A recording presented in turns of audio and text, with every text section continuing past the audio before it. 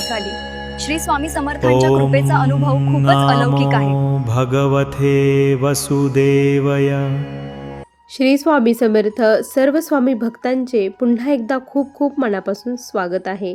स्वामी भक्तांनो, आज आपण जो अनुभव बघणार आहोत तो अनुभव ऐकून खरंच माझ्या डोळ्यातून खूप अश्रू आले. किती अगाध महाराजांची लीला आहे.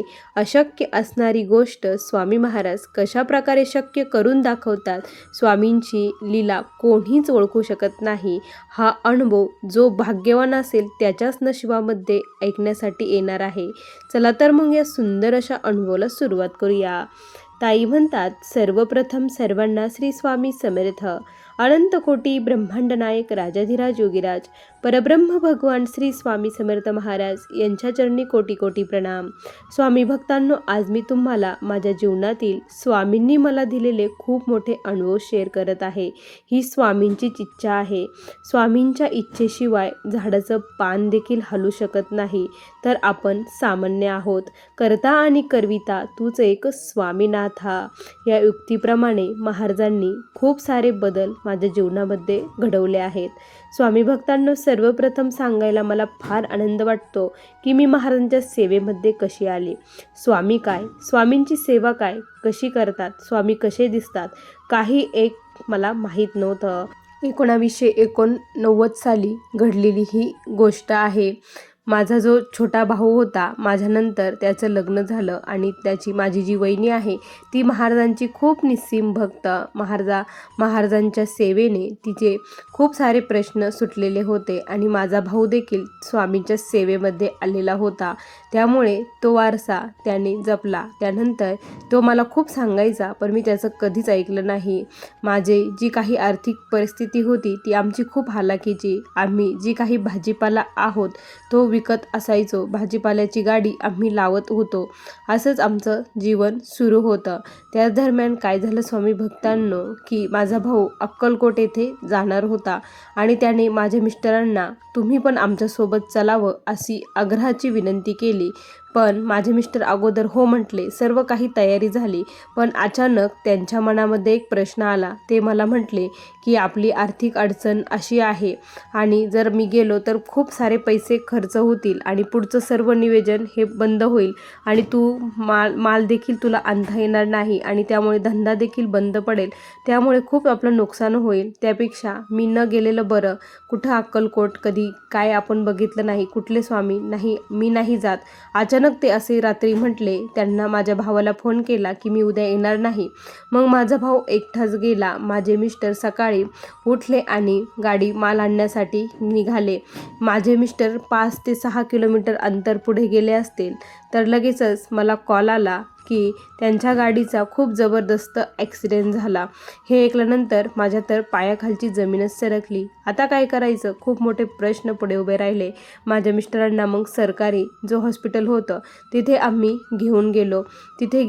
उपचार तिथे सुरू झाले. माझ्या मिस्टरांचा एक हात गेला होता, एक हात पूर्ण फ्रॅक्चर झाला होता. पायाची जी बोटं होते ते देखील बोटे गेली होती. त्यामुळे त्यांना पायावरती उभा देखील राहता येत नव्हतं. जो आपला पायाचा खालचा तळवा असतो तो फ्रॅक्चर झालेला होता. डॉक्टरांनी सांगितलं की त्वरित ऑपरेशन करावं लागेल आणि आम्हाला दुसऱ्या हॉस्पिटलमध्ये जाण्याचा सल्ला देण्यात आला. आता पैसेही नाही. खूप सारे आम्ही प्रयत्न करत होतो.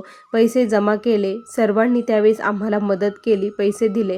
माझ्या मिस्टरांचं ऑपरेशन झालं आणि माझ्या मिस्टरांच्या आणि माझ्या दोघांच्याही मनामध्ये आलं की आपण अक्कलकोटला गेलो नाही. पैसे वाचवण्यासाठी हा प्रयत्न केला, पण महाराजांनी ही खूप मोठी शिक्षा आपल्याला दिली असं माझ्या मिस्टरांना मी म्हटले. त्यावेळेस मिस्टर म्हटले, हे जर खरं असेल आणि महाराजांनी जर हे केलेलं असेल आणि माझ्या मनात आल्यामुळे पैसे वाचवण्यासाठी हे घडलं असेल, जर मी ज्या दिवशी माझ्या पायावरती उभा राहील, माझा हात ज्या दिवशी काम करेल, मी पुन्हा कमवायला लागेल, त्या दिवशी मी अक्कलकोटला महाराज तुमच्या दर्शनासाठी येईल, पण मला याच्यातून बरं करा असं महाराजांना विनंती केली. माझ्या मिस्टरांचं ऑपरेशन वगैरे सर्व झालं. पण काही केलं त्यांचं जे काही मुवमेंट होती ती मुवमेंट होत नव्हती. डॉक्टरांनी पूर्ण बेड रेस्ट सांगितला होता, आराम सांगितला होता, पायावरती भर द्यायचा नाही, हाताची देखील हालचाल करायची नाही असं सांगितलं होतं. मग 4 महिने पलटून गेले तरी देखील काही एक फरक पडत नव्हता. त्यांचं जे काही पाय होता तो सुजतच होता. त्यामुळे खूप टेन्शन येत होतं की आता नेमकी काय करावं. जे पैसे होते ते पैसेही संपलेले होते. मग मी महाराजांना खूप कळवळून विनंती केली की स्वामी, तुम्ही जगाची आई आहात. मी तुम्हाला कधीच बघितलेलं नाही, पण खूप भक्त तुमच्यावरती विश्वास ठेवतात, तुमची श्रद्धा भावाने सेवा करतात. जर माझी हाक तुमच्यापर्यंत पोचत असेल तर आम्हाला या संकटातून बाहेर काढा. माझ्या मिस्टरांना लवकर बरं करा, कारण माझी मुलं आता उपाशी मरायला लागलेले आहे. अशी विनंती मी महाराजांना कळकळून केली आणि त्यानंतर मग आम्ही दुसऱ्या डॉक्टरांकडे जाण्याचं ठरवलं. दुसऱ्या डॉक्टरांकडे गेलो. तिथे डॉक्टरांनी चेकअप वगैरे केलं. डॉक्टर म्हटले की पुन्हा ऑपरेशन करावं लागेल, नंतरच तुमचा पाय बरा होईल. माझे मिस्टर पुन्हा एकदा हतबल झाले. पुन्हा स्वामींना विनंती केली की स्वामी, असं काही होऊ देऊ नका, मी लगेच तुमच्या दर्शनाला येईल, फक्त माझं हे ऑपरेशन कॅन्सल होऊ द्या. आणि त्यानंतर 1 महिन्याचा कालावधी गेला, कारण ते डॉक्टर बाहेरगावी जाणार होते. ते तिथून आले. त्यानंतर डॉक्टरांनी बघितलं. डॉक्टर म्हटले आता ठीक आहे, एक्सरे वगैरे केला तर ऑपरेशनची आता गरज नाही असं डॉक्टरांनी सांगितलं. माझे मिस्टर चालत होते आणि त्यानंतर एकदा असेच चालत असताना त्यांना त्या पायावरती त्यांनी पूर्ण भर दिला आणि काही झालं की काय असं त्यांना वाटलं, म्हणून पुन्हा ते हॉस्पिटलला गेले. एक्सरे केला तर डॉक्टर म्हटले तुम्ही आता चालू फिरू शकता, काहीच प्रॉब्लेम नाही, व्यवस्थित झालेला आहे. हे ऐकल्यानंतर आनंदाला पारावर राहिला नाही आणि माझे मिस्टर म्हटले की मला आता लगेच अक्कलकोट येथे जायचं आहे. आम्ही त्यांना खूप विनंती केली की आता लगेच नका जाऊ, तुम्हाला आणखी थोडंसं बरं वाटलं की मग जा. ते म्हटले नाही की मी स्वामींना विनंती केली होती की माझं ऑपरेशन झालं नाही आणि तरच मी तुमच्या दर्शनाला येईल आणि आता मला दर्शनाला जाण्यापासून कोणीही थांबू नका. मग माझे मिस्टर आणि त्यांचा एक मित्र होता, ते दोघंजणं अक्कलकोट येथे स्वामींच्या दर्शनासाठी गेले. त्यांनी वटवृक्षाचं दर्शन वगैरे घेतलं आणि जे समाधी मंदिर आहे तिथपर्यंत ते जाण्यासाठी निघाले.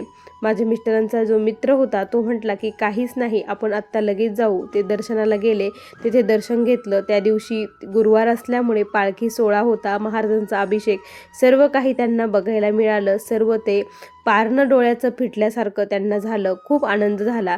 तेथूनच माझ्या मिस्टरांनी मग स्वामींची एक फोटो, माळ आणि स्वामी चरित्र हे पुस्तक ते घरी घेऊन आले. स्वामी घरी आले, स्वामींचे घरामध्ये आगमन झाले. त्या दिवसापासून महाराजांची आमच्या घरामध्ये खूप मनोभावे सेवा होऊ लागली. जशी जशी सेवा वाढत होती तसं सर्व काही व्यवस्थित व्हायला सुरुवात झालेली होती.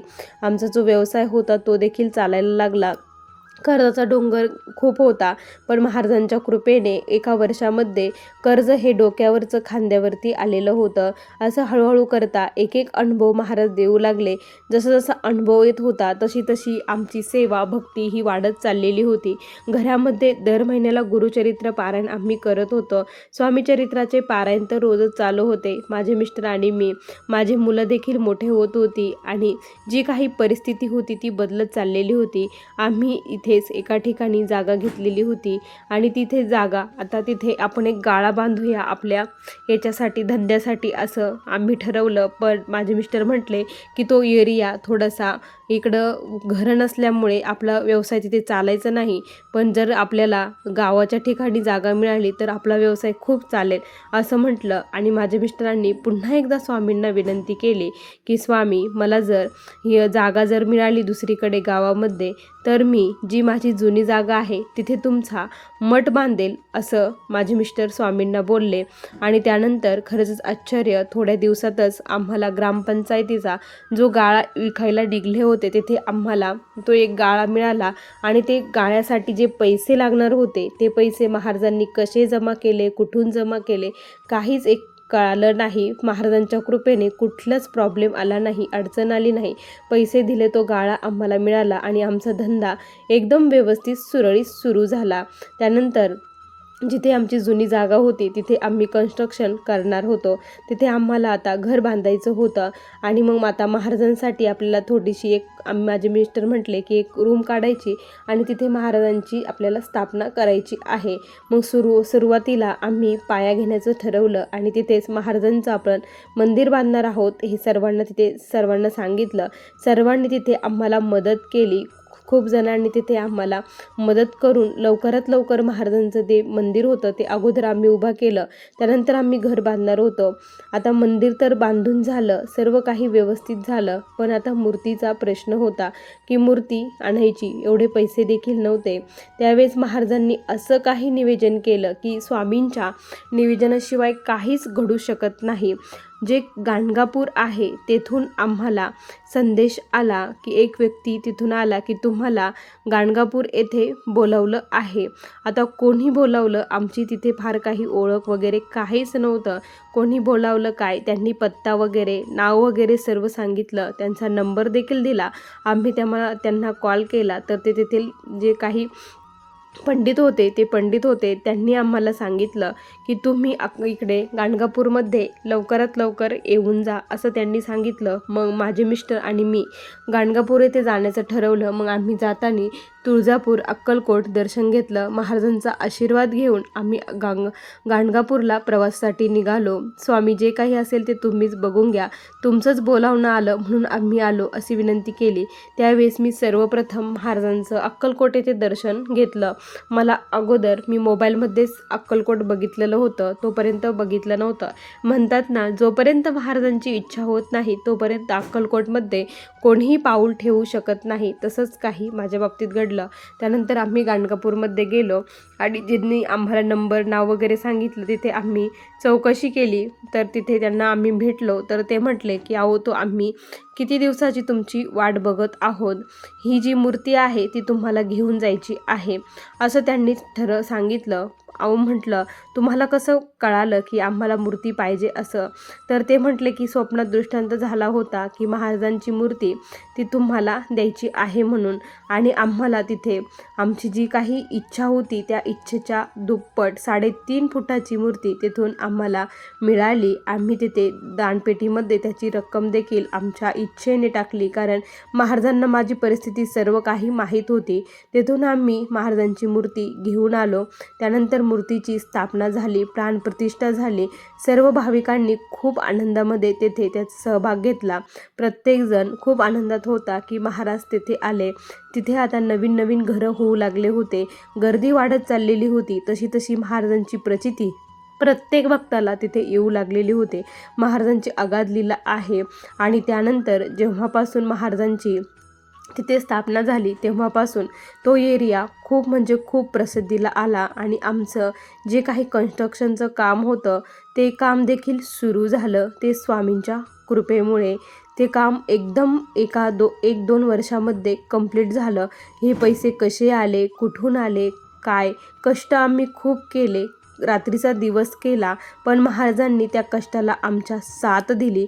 त्या कष्टातून आम्हाला जे पैसे मिळाले त्यातून आम्ही हे कन्स्ट्रक्शनचं काम सुरू केलं. जे लोकांचे आमचे देणं घेणं होतं, पैसे देणं होतं, ते देखील कर्ज महाराजांच्या कृपेने पूर्णपणे मिटून गेलं. जिथे महाराजांना यायचं असतं, ज्याच्याकडून सेवा करून घ्यायची असते त्याच्याकडून महाराज कशाही पद्धतीने सेवा करून घेतात. यामध्ये तीळमात्र देखील शंका नाही. अशक्य असणारी गोष्ट महाराज शक्य करून दाखवतात. मला कधीच वाटलं नव्हतं की आम्ही स्वामींच्या एवढं जवळ असू आणि स्वामी आम्हाला एवढे जवळ धरतील आणि आमच्याकडून एवढं मोठं कार्य ते करून घेतील. महाराजांनी आमच्याकडून आज खूप मोठं कार्य करून घेत आहेत आणि असेच करून घेत राहो. स्वामी भक्तांनो, असाच या मठाचा एक सुंदर असा अनुभव मी तुम्हाला सांगते. आमच्या शेजारी ज्या ताई आहे त्या ताईंचा हा अनुभव आहे. त्या ताई मठामध्ये जेव्हा महाराजांची प्राणप्रतिष्ठा झाली तेव्हापासून मठामध्ये येत होत्या. त्यांना जवळपास 20 वर्ष लग्नाला पलटून गेली होती. त्यांना संतान प्राप्ती होत नव्हती. महाराजांचा प्रकट दिन होता आणि त्या दिवशी त्या ताई मठामध्ये खूप रडल्या. स्वामींपुढे भीक मागितली की माझी ओटी भरा, मला ह्या वांझोटीच्या याच्यातून बाहेर काढा असं स्वामींना कळवून विनंती केली की पुढच्या जर प्रकट दिनाला मला बाळ झालं तर मी तुम्हाला इथे अन्नदान करेन, पंगत देईल असं त्यांनी सांगितलं. आणि काय आश्चर्य, खरंच महाराजांच्या प्रकट दिनाच्या अगोदरच त्या ताईंना खूप सुंदर असा मुलगा झाला आणि ताईंनी या प्रकट दिनाला महाराजांना खूप छान त्यांनी स्वयंपाक करून पंगत नैवेद्य दिला. आणि विशेष म्हणजे तो नैवेद्य कमीच पडला नाही. किती लोक आले, जेव्हापासून ही सुरुवात झाली तेव्हापासून जे लोक येतात त्यापेक्षा दुप्पटपटीने लोक आले. पण त्यांनी स्वयंपाक 1000 लोकांचा केला तरी देखील 1,500 ते 1600-1700 लोक जेवून गेले. ही फक्त महाराजांची किमया आहे, महाराजांची कृपा आहे. अशक्य असणारी गोष्ट स्वामी महाराज शक्य करतात. स्वामी भक्तांनो, या मठामध्ये खूप जणांना असेच छान छान अनुभव देखील आलेले आहेत. असा आमचा हा स्वामींनी आम्हाला दिलेला खूप सुंदर अनुभव होता. अशीच सेवा महाराजांनी आमच्याकडून निरंतर करून घेत राहावं. जे कोणी दुःखित पीडित आहेत त्यांच्यापर्यंत आम्हाला पोचावं एवढीच महाराजांच्या चरणी प्रार्थना करते आणि मला आलेला हा अनुभव येथे संपवते. श्री स्वामी समर्थ. बघा स्वामी भक्तांनो, किती सुंदर अनुभव आहे या ताईंचा. तुम्हाला हा अनुभव कसा वाटला नक्की कमेंटमध्ये कळवा. पुन्हा भेटूया अशा सुंदर अनुभवासोबत. तोपर्यंत सर्वांना श्री स्वामी समर्थ. जय जय स्वामी समर्थ. श्री गुरुदेव दत्त.